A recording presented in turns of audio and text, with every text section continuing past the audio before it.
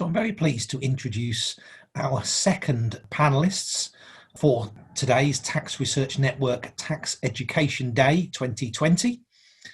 The focus of this particular panel is going to be on tax clinics, the use of students to work with academics and in some cases tax practitioners to provide tax support to the local or wider populations of the regions within which the universities exist. This has been popular, as you may know, in operating law clinics over many years, but much less so in operating support for those who need tax advice. But a number of adventurous souls have been exploring this area over the last few years, and we have folks with us today to share some of those experiences, to talk about what they have learned from, in some cases, multiple years of running tax clinics in multiple locations, in others, more recent experiences, to talk to us about lessons learned, the ways in which that creates benefits for the recipients of that tax advice, but also benefits for those who are operating the tax clinic, particularly the benefits that it gives to our students. They have promised to talk warts and all about the process, and hopefully within our live discussion we will be able to explore that further. The first of our panelists are a joint presentation from Amy Lawton from Lancaster University and David Massey from the University of Central Lancashire, who have been operating regionally within the Preston, Lancashire area, a tax clinic over the last 12 months in conjunction with Tax Aid. For those of you at the Tax Research Network conference last year, you'll recall that David and Amy and the CEO of Tax Aid spoke to us about what they were planning to do. So now we're having them back, as we promised to last year, to talk about what actually happened. Our second presentation is from Kayis-Kumar from the University of New South Wales in Australia.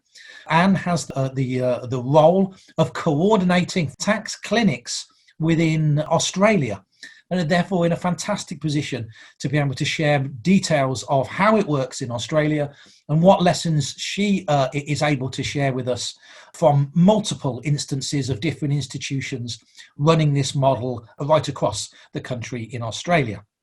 Our final panel of today is Emer Mulligan. Emer is from NUI Galway, where she has also been running a tax clinic. The model that she uses in Ireland is different to the other two. She has a higher presence of tax practitioners involved in working alongside the students. So he's also going to share some experiences of lessons learned there. So I thank our panelists for their willingness to be open and sharing with us both the things that worked well and the things that didn't work so well, recognizing that exposes them a little bit. And we're really grateful that they're willing to share honestly some of the challenges of doing this, but also some of the benefits as to why they did it and why they're continuing to do it. So without further ado, I'll hand over initially to David and Amy for their presentation. Thank you both. Well, hello there from the Northwest Tax Clinic. I'm David Massey from the University of Central Lancashire, and my colleague is Dr. Amy Lawton from the Law School at Lancaster University. First of all, we'd like to take you back to this time last year, where the proposal for a tax clinic was announced on our Education Day at the TRN conference when we hosted it in Preston. So first of all, just a few minutes to explain what the clinic's about and what we were hoping to achieve. In terms of one of the questions you might have is, what type of tax advice are we giving? What are we expecting to see? And what we're not expecting to do or provide support with is for somebody who wants to start a business is thinking, what structure is this going to be and how do I manage that in a tax efficient way? What we're looking and expecting to see are people who have issues around how they're managing their tax and they don't know how to resolve it. And at Tax Aid, what we see are people who are now engaged to work in very different ways to where we were maybe 20 or 30 years ago. We don't have people now in PAYE for 30 years to a large extent. We have people working from contracting, there's 0-hour contracts, through personal service companies, through the job centre who says you're going to be self-employed because we need you off the Job Seekers Allowance. And so a myriad of different ways that people are now engaged within the labour market. And what that does is create a huge challenge for sometimes people with the lowest literacy skills, the lowest backup in their own family and friendship groups, because they don't know how to manage the paperwork that goes with that. Sometimes that can be the numeracy skills let them down. Sometimes they don't understand the paperwork that comes from HMRC. Sometimes they will move on in where they're living or not have somewhere to live. They lose track of the obligations they have with HMRC, and they end up with considerable tax debt. And that's a very common issue that we see, is unscrambling that tax debt and that cycle of obligations that they have with HMRC. Right, and so the model. So as I said, it's operating out of our universities, but it's really a collaboration with TaxAid. So the idea is that it will be based within the universities, the clinics themselves. So they're kind of going to be outreach posts which the public can engage with either over the telephone, or they can come onto campus and see our students that way. So the students who are primarily at this point going to be final years or postgraduates will kind of man a helpline, so a TaxAid helpline, and will have the opportunity to conduct client interviews. So part of that process is obviously that the students are then going to be researching and preparing basic tax advice for those clients who kind of come through that helpline. Obviously, we don't want to let out all the students straight away, so they're going to be thoroughly trained by both the universities. So they're going to have conducted and completed a tax module during their studies at the university, and they're also going to engage in additional training provided by TaxAid. So the idea is that we're really trying to prepare these students the best we can for the sort of things that they're going to be doing. Right, so the clinic there, it's a collaboration between TaxAid, and the first speaker you heard earlier was Valerie, who's the Chief Executive with the charity TaxAid. UCLan, my university, and Lancaster, Amy's university. Yeah, we kicked off in January, ran through to March, back to Amy now, and last September. The pilot then, so we've decided instead of fully rolling out the clinic straight away, we're going to conduct a pilot. We thought we'll scope out the problem areas, scope out the obstacles, and we'll just try and get a good idea as to whether this is something that would work in the UK, because the model is quite different from the Australian models. And we just wanted to make sure that this is something that is possible and that the advice that the students are giving is of a good quality and that we're having a positive impact on the communities that we're helping. So we're running a pilot. And that pilot's going to run from 10 weeks. For 10 weeks, from January 2020. So it's looming. There's not much time to prepare for it. We've still got to recruit our students, train our students. But the hope is come January 2020, when they start their studies again, towards the end of January, we're going to open the doors to the tax clinic for the first time. So as it's a pilot, we're going to keep it quite small. So it's running for quite a short period of time, 10 weeks, 1 term at Lancaster University.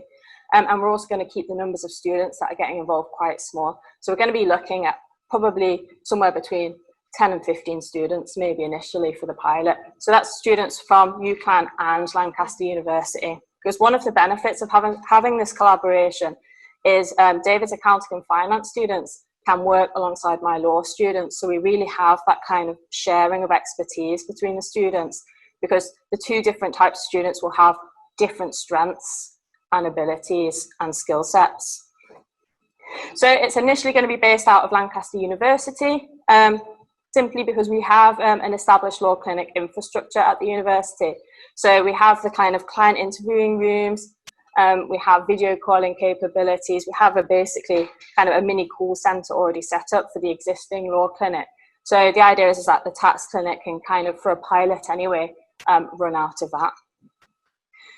Obviously, difficulties is we can set up a pilot for a tax clinic all we want, but if no one comes through the door, then the students aren't going to be advising anyone. Right, Amy. So nobody came through the door to start with, did they? Pretty much. So for the first month of the Northwest Tax Clinic pilot, we had a total of about 7 calls, I think, which resulted in 3 substantive clients. So we were obviously, we had the students in the room on Mondays and Fridays. So actually we had very few calls for the amount of time we were sat in the clinic. So the students were becoming pretty disheartened. We were both pretty disheartened. I was feeling very guilty about having introduced this project and wrote all the students in. We'd done a significant amount of training. We put in a significant amount of time to get this set up, and we just didn't have anyone who was coming through the door. So obviously, with that in mind, we decided to change our marketing strategy. So we had this Facebook page that we set up at the start, but we really began to use that a lot more. And we engaged with every MP, I believe, in Lancashire and Cumbria, and every Citizens Advice Bureau in Lancashire and Cumbria as well. So it was really all hands on deck in terms of really getting the word of the Northwest Tax Clinic out there. And what was quite surprising is when we were contacting local charities to let them know that we existed, is we were actually getting a lot of pushback on the usefulness of the service that we were providing to the community. So the kind of idea that, well, actually low-income people just don't have tax issues because these people don't pay tax, and therefore how could they possibly have tax issues? Right, and we even went out and about, didn't we, Amy?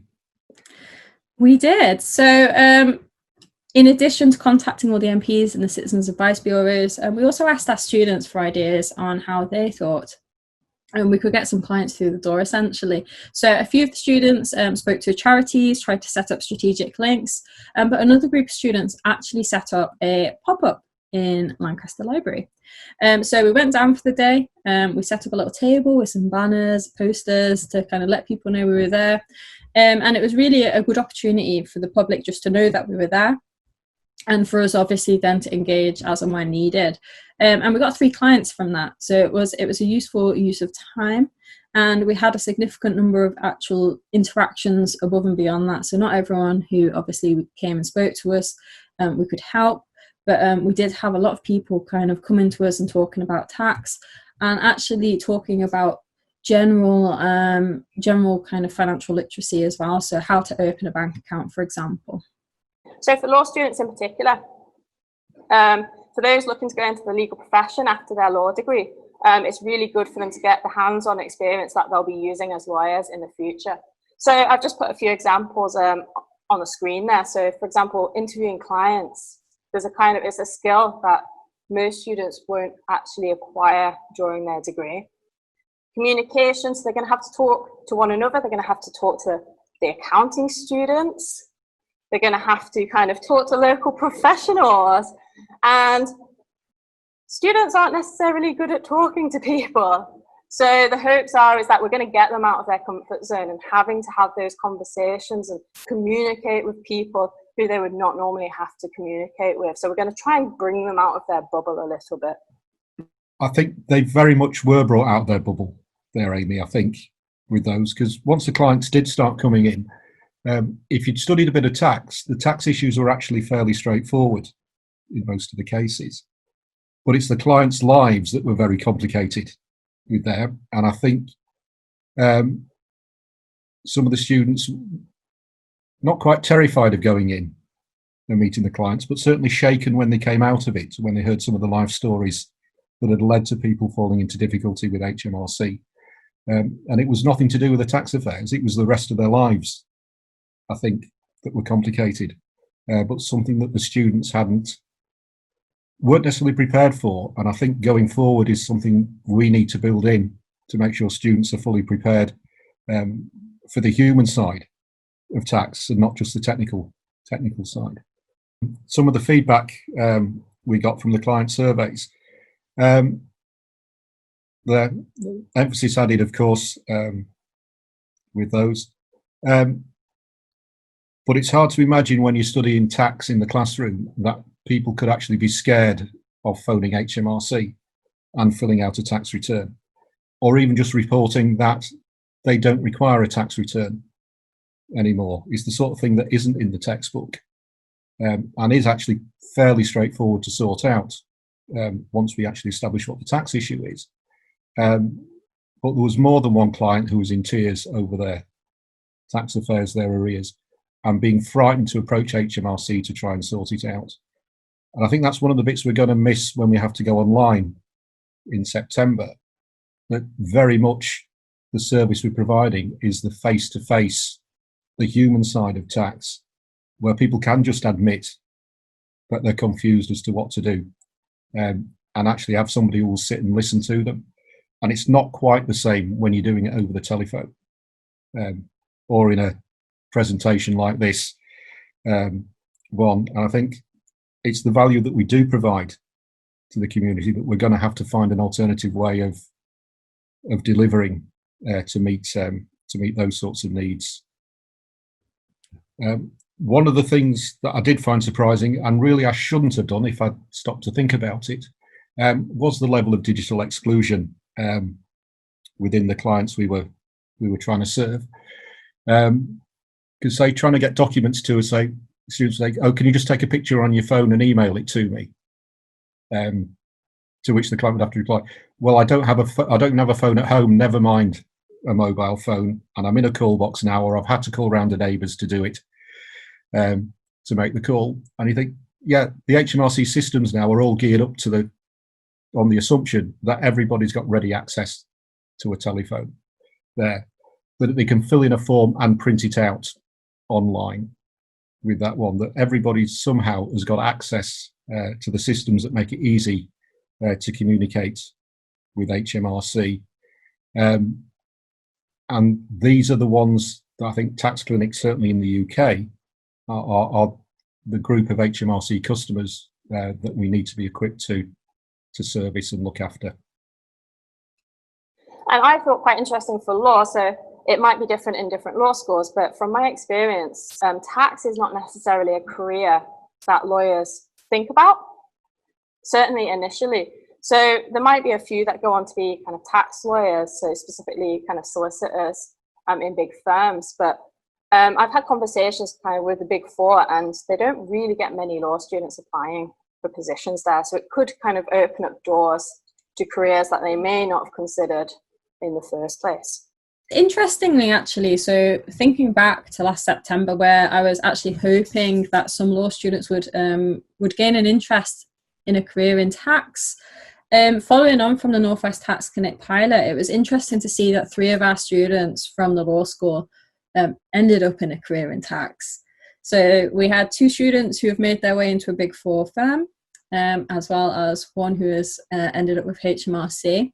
So that's really exciting for us and for me in a law school, because tax, as I mentioned, is not necessarily a natural pathway for a law student. So it's really good to see that the clinic is opening those doors for the students in law schools. Obviously, in terms of engagement, it's an opportunity for the universities to give back to their local communities and offer something in return for everything that they take. And in terms of education speak, a great opportunity for knowledge exchange. And that knowledge exchange will actually take place between the students and the public. So it's not necessarily the academics that are going to be having these conversations with the people who need the advice. It's going to be the students who are talking to the public. So it's quite a rare opportunity for that knowledge exchange to take place in a slightly different way to how we normally talk about it. Yeah, as Amy says, the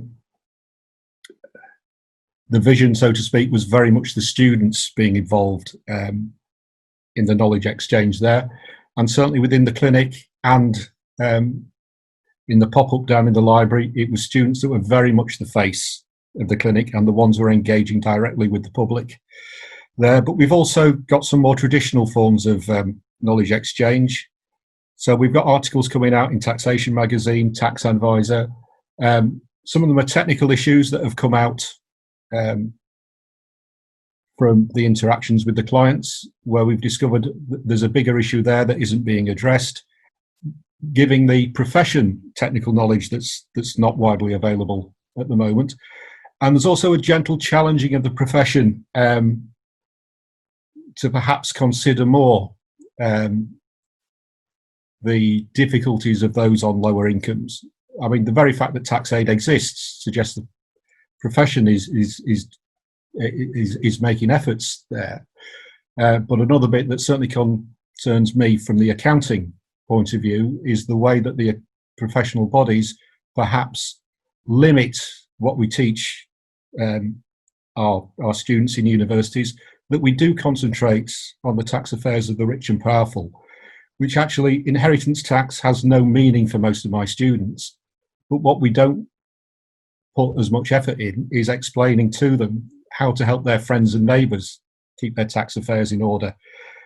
So some of the knowledge exchange there, it's not so much knowledge as perhaps trying to encourage certain parts of the profession to adopt a different attitude to the way they approach their social and ethical responsibilities. And I've kind of put this last slide up because David and I are really quite keen to think of ways in which we can get the local professional involved. So is there really a role for local practitioners in this project? And we think so. We think that there is definitely a role because they can provide key supervision for our students. And as I said before, it offers that opportunity for the students and the professionals to work together, enhancing the student skills. But it also gives an opportunity, hopefully, for local practitioners to give back to the community through tax aid in a way that might not have been possible before, just because of our location here in the Northwest. So during the Northwest Tax Clinic pilot, David actually supervised all of the students and all of the cases. Now, moving forwards, as we mentioned last September, we really wanted to get the local practitioners involved, primarily because it really gives a good opportunity for students to interact with the tax profession, but also in terms of sustainability alone, if the clinic grows and becomes more permanent in nature, well, it is really useful to have that kind of network of supervisors to help out and volunteer for the clinic. So whilst for the pilot it was just David supervising all the cases, for the rollout in October we've actually recruited a number of local professionals to come and help us. So thanks very much to the Chartered Institute of Taxation for helping us to advertise the project. That resulted in a small number of tax professionals coming forward and hopefully volunteering their time for the clinic moving forwards. So those professionals, they'll be assigned cases as and when they come into the clinic, and students as well. So the hope is that they'll be able to establish a professional mentoring relationship with the student volunteers as well. Which is obviously great for the students. They'll get used to communicating with tax professionals, and also in terms of just encouraging people to enter the profession, well, having a mentor in the field is really helpful for that. Right, yeah, so we're very much looking forward to integrating the mentors into the clinic going forward when we relaunch in October. We're structuring it slightly differently to the pilot, especially as we're online and there isn't the need to be in the physical space in Lancaster anymore. So between the two of us, I'll be looking after Wednesdays with my students at UCLan. Amy will be taking care of those on the Friday.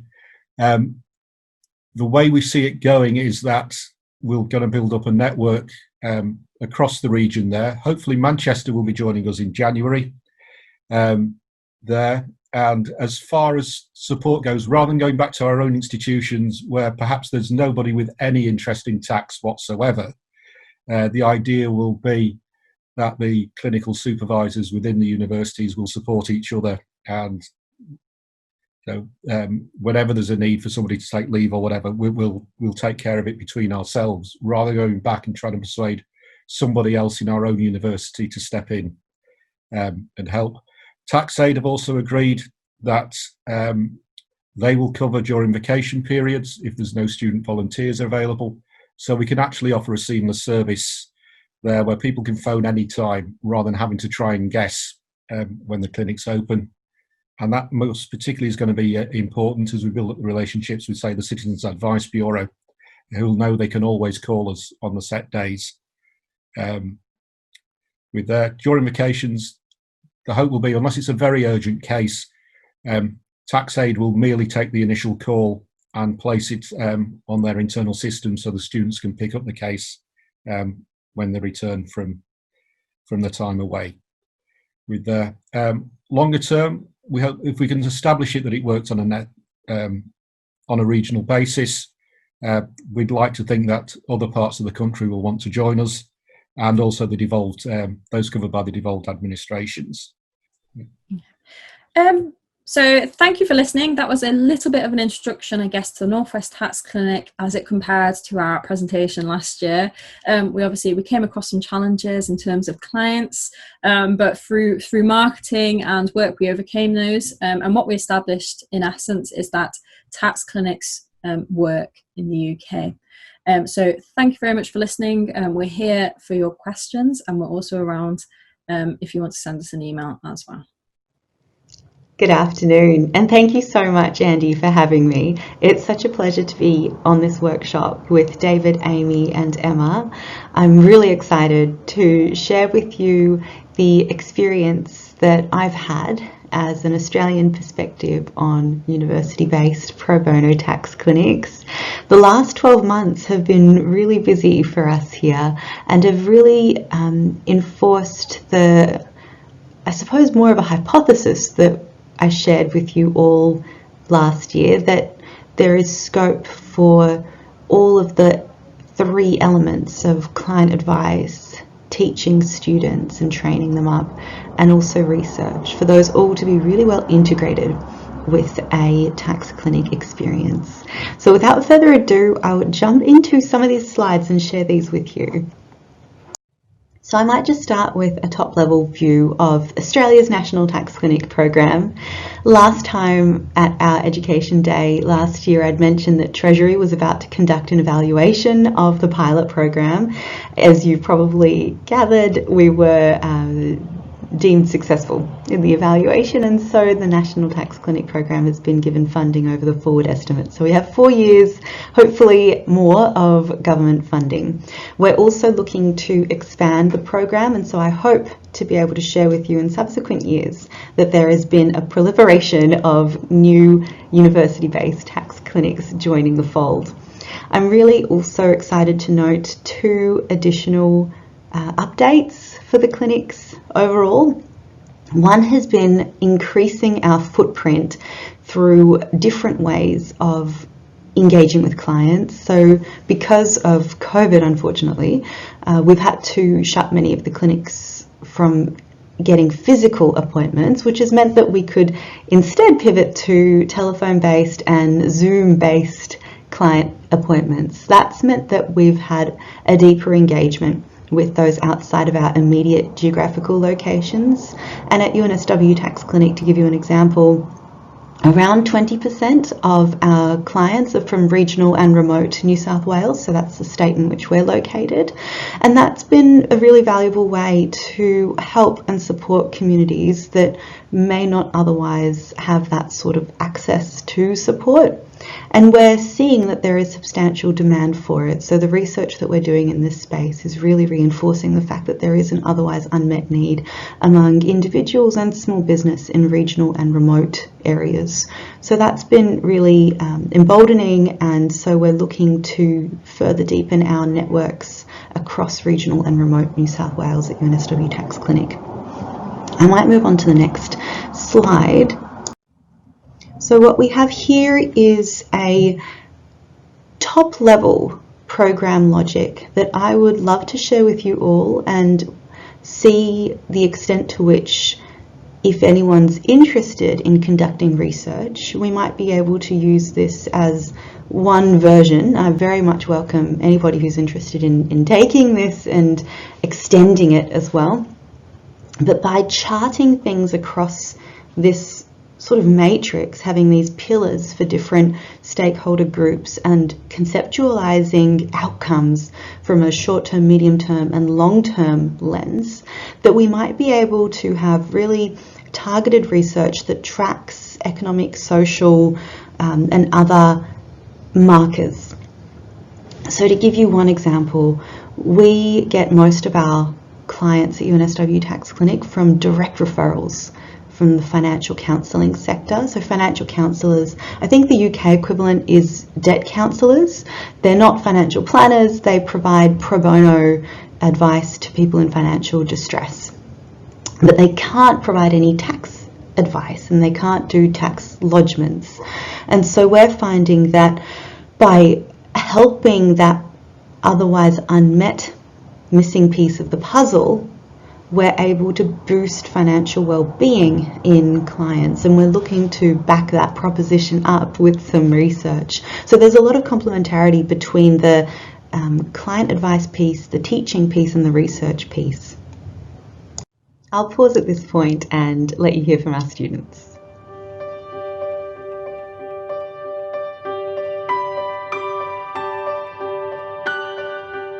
Tax Clinic provides me with a professional development opportunity, especially in enhancing my employability skills and soft skills. The staff, they just give you so much support, and then you have you develop a sort of personal relationship with them that you don't usually get from a university course. You get to see firsthand on how they manage clients, how they extract information from clients. Working with an experienced tax agent provides me with various career insights and to have the skill set that is expected in the changing world. I definitely highly recommend this course especially for all tax major students in UNSW, not just because of the learning experience, also because it is a rewarding experience to give back to the community, especially those who are vulnerable. And it basically confirms to me that I want to do taxes as a career. That was sweet. And I'm very happy to say that both of those students, after graduating, have continued on a career in tax. So it hasn't put them off, thank goodness. So I might just quickly mention, when we first set up the clinic, we were expecting many more cases to do with litigation and audits. Instead, we've found that the vast majority, over 90% of our clients, come to us with overdue, really long-term lodgements and or debt collection, financial hardship type situations. So the bread and butter when it comes to client advice, client interviews that our students and our tax advisors see is mostly around dealing with that through reconstructing missing records across multiple years, so up to 30 years of personal income tax returns. And sadly, what goes hand in hand with that for people who are financially vulnerable is the issue of debt collections and a lack of ability to apply for serious hardship relief or waiver from tax debts.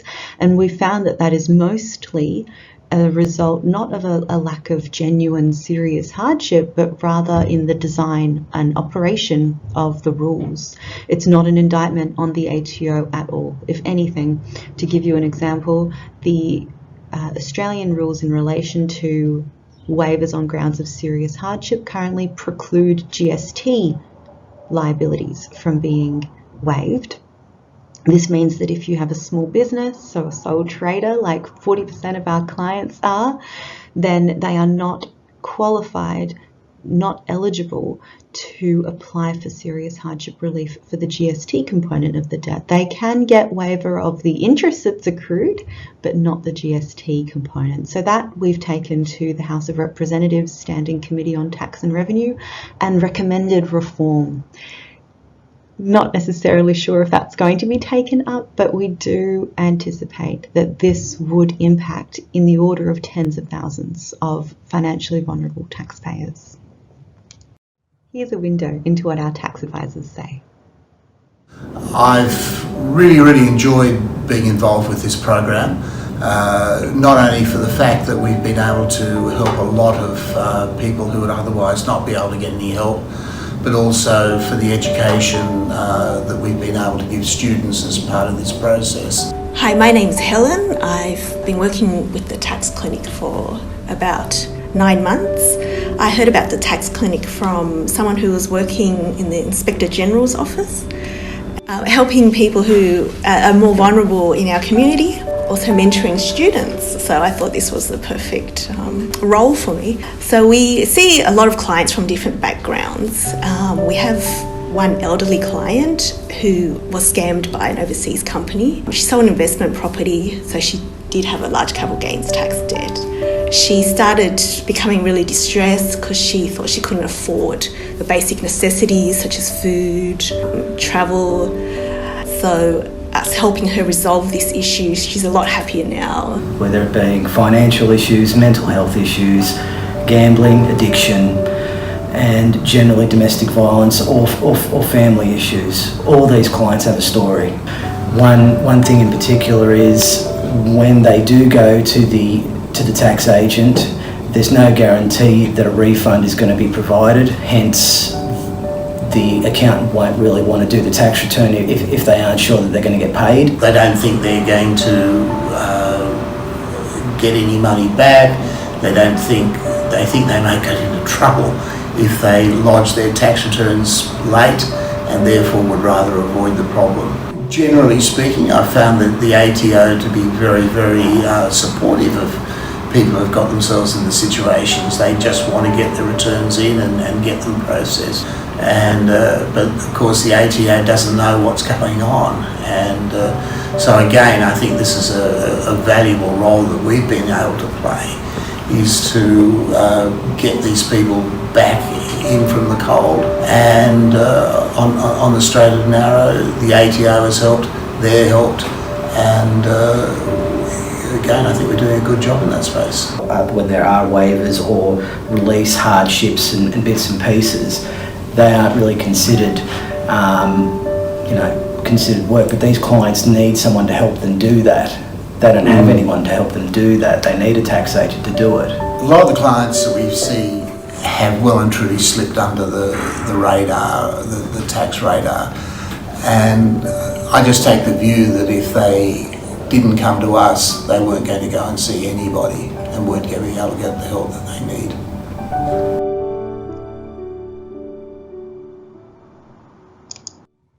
So, as was alluded to in that video showing our agent's perspective, there is a lot of overlap with financial vulnerability and the sustainable development goals. The fact that our clients come to us and in many instances aren't able to afford food is really telling and profoundly concerning. And this is not a small number of people. We estimate that for people who are financially vulnerable, between 30 odd to 40 odd % of them have an otherwise unmet need for tax advice. And so there's so much scope to integrate the research element with the pro bono advice and the tax teaching piece. And the students really benefit from that more systemic view as well as the individual client piece. So I'm really happy with the direction that we're taking this program in.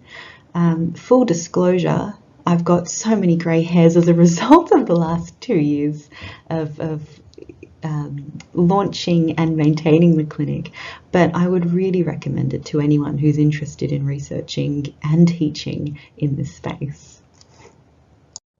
So I'll pause at this point.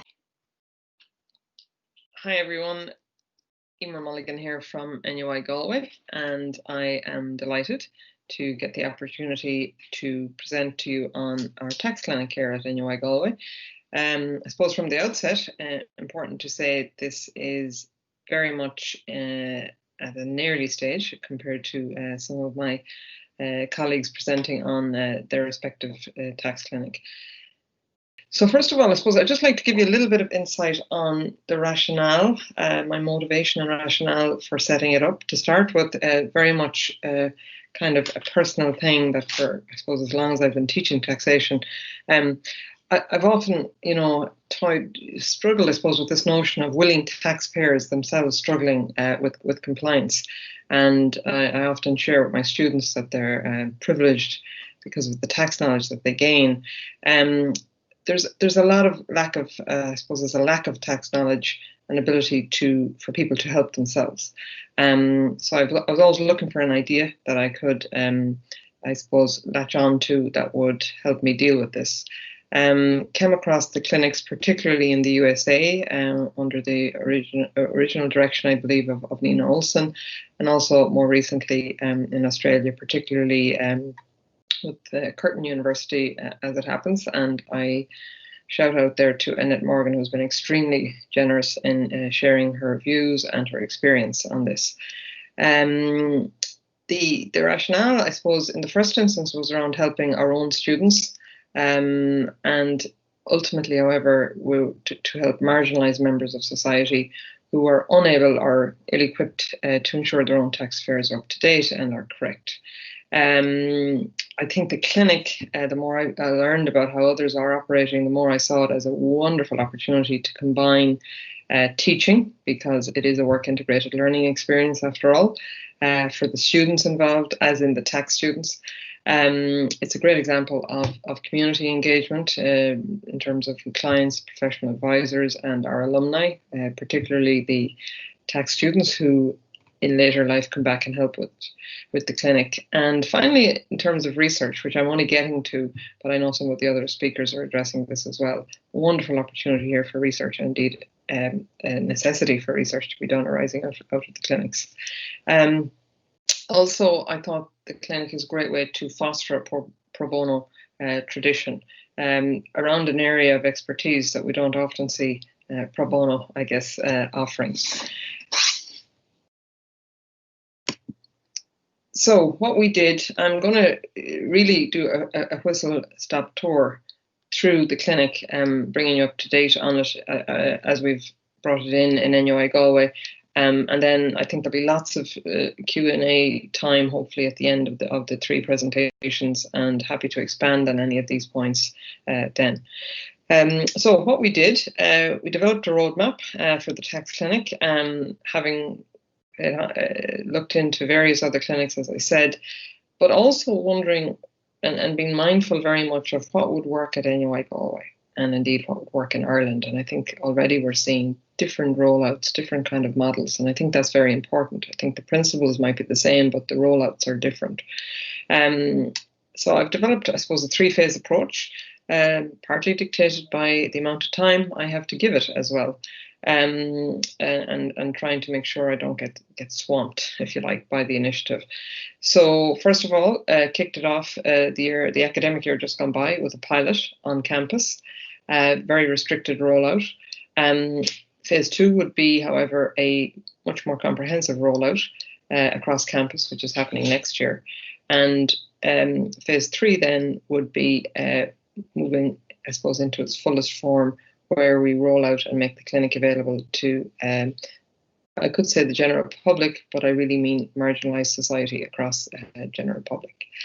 I leveraged, I suppose, my relationships with tax professionals in the community, immediate community around Galway, to provide tax information on a pro bono basis. And this wasn't a particularly hard sell. Happy to talk more about it at a later point. I mean, it fulfills their two particular needs for them, I believe: corporate social responsibility and, graduate recruitment. They get to see some graduates in action, and I can, even from the brief experience we've have had of the clinic already, this is a very real benefit for the tax advisors. I went about securing a small pot of money from the Student Project Fund, and you'll see that logo on the first slide, actually. So I thank them for that. This allowed me to employ a project coordinator, an admin support essentially for the project. This is critical. If you can get this, this will save you as an academic a huge amount of time.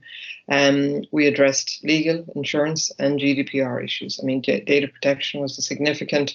We ran into some issues around insurance, professional indemnity, which we got resolved, but again, happy to talk about that later.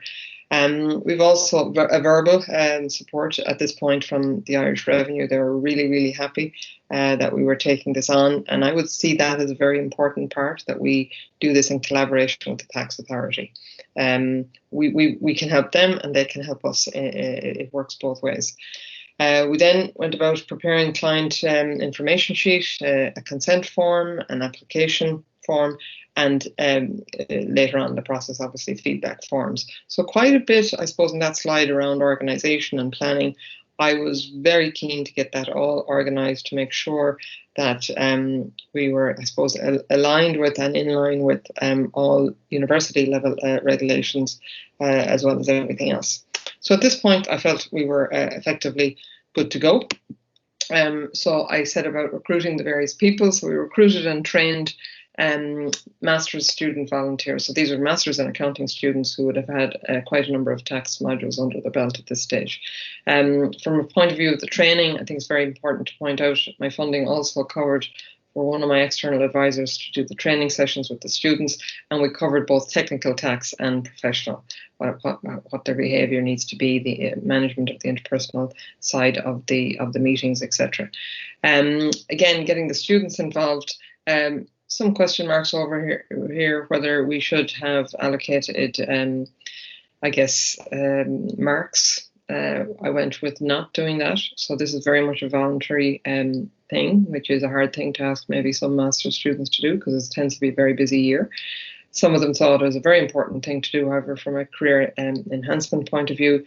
And again, the pro bono dimension, the volunteering, we have a certification process for that at university. So I worked with the people running that.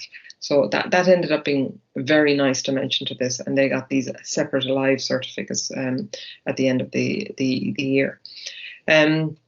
It also helped, me spread the word around the clinic around the university, which is important.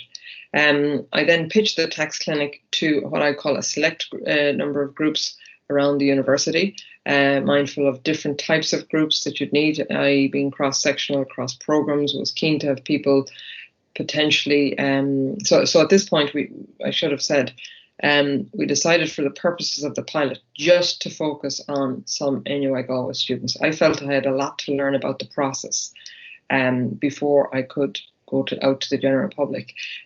So we went to selected groups. It was quite purposive in that we also went to some more mature students where I knew maybe we'd come across some different types of tax issues rather than what we might expect across a general community of students. I then recruited clients, so these were obviously students as well, as I said. And in the end, for the pilot, we had 34 consultations. We did have 4 cancellations, and we had 8 no-shows. So dealing with no-shows is, something that we're going to have to look at for next time out, because these are professionals, after all, that we're helping us in the clinics, and we want to make sure we don't have no-shows.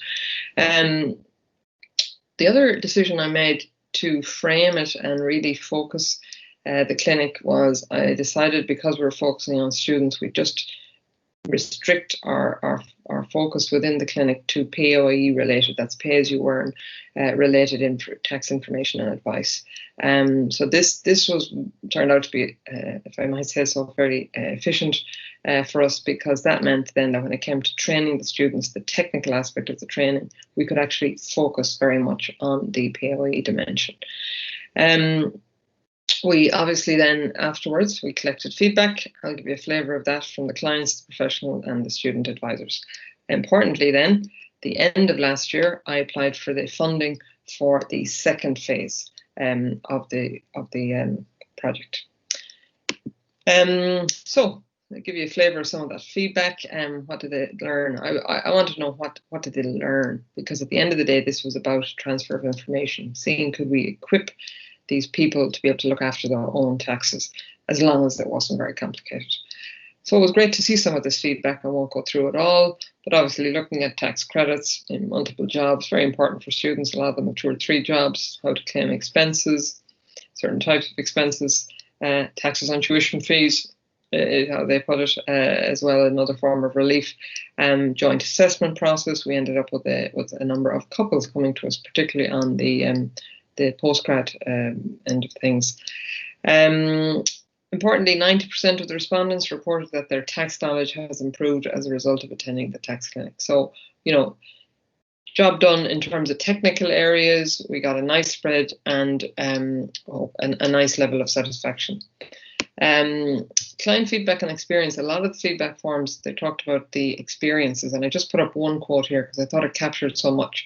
It said, definitely get it up and running on a larger scale. That's what we wanted to do. The process was easy to apply. The application process, that was important.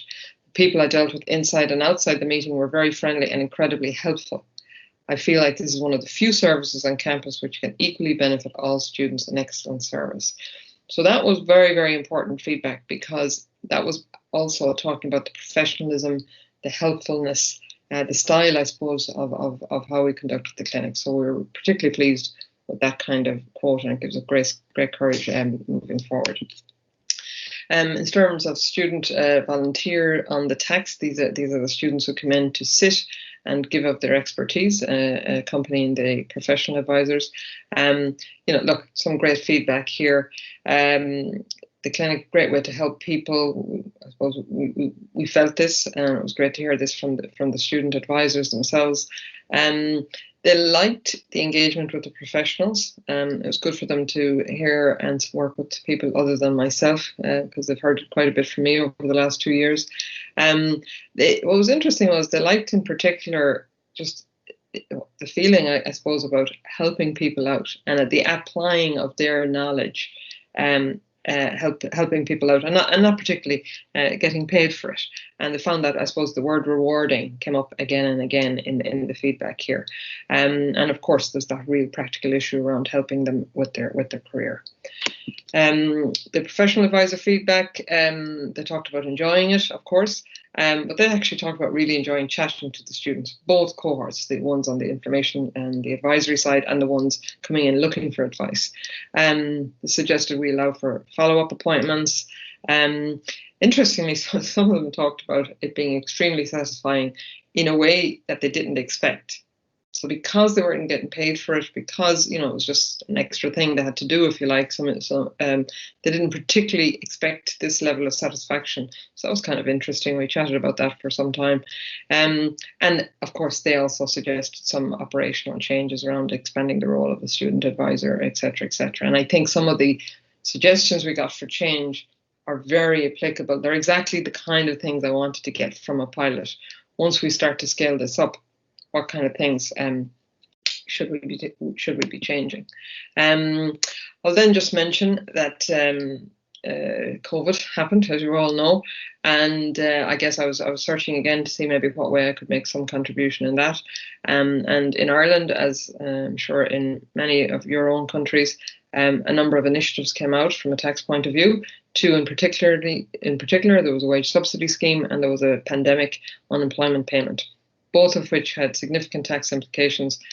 For most of the students, they just simply didn't know how to deal with it, and it was complicated, and it is complicated. I won't go into it. I'm happy to discuss that later, but for now, it prompted me to say, look, why don't we just do a pop-up, an online, and see how that goes. Student services were absolutely delighted with it.